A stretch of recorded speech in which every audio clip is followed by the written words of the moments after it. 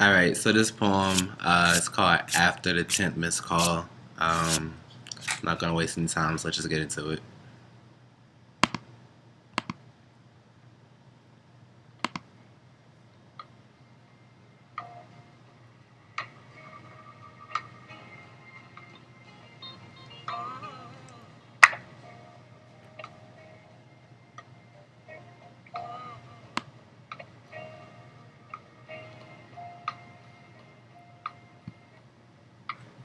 Okay, this is a long intro.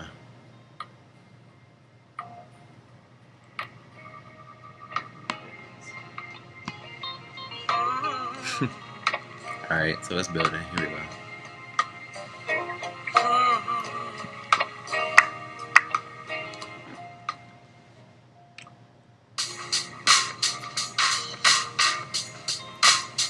Alright.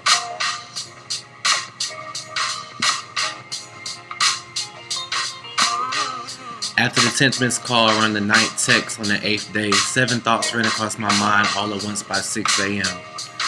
And after the 5th date with the 4th person that looks like you, 3 people remind me that 2 is temporary and 1 is the loneliest number that I always know. But after that 10th missed call, I would wonder, was I forgotten that I want to give you more attention, that I not brighten your day, tend to your needs, even when I used to have to pretend that I had to hyperextend my brain, trying to make sense of your intentions. No, I'm not saying I was a victim, but I wasn't strong enough to carry you in the structure of my tomorrow. See, the picture I framed had such a heavy contrast that when I tried to make it brighter, I couldn't see you in it. The image became distorted. I couldn't afford to shop this photo without photoshopping the truth, leaving the blemishes where I stood in the blend that was you. Because after that 10th missed call, I realized I'd never be able to fix you. Because I'm a poet. Which means I'm wholly human, but only a fraction of God, with a split personality, some double jeopardy in the soul I wear inside out. I bleed in nouns, metaphors, phrases, verbs, accents, alliteration, with the obligation to persuade a congregation that poetry can free a nation from assimilation, or at least a captive mind and heart to start. And you, see, you are beautiful. I mean, stubborn. I mean, a Taurus. I mean, selfish. I mean, you were strange, intuitive, and beaten.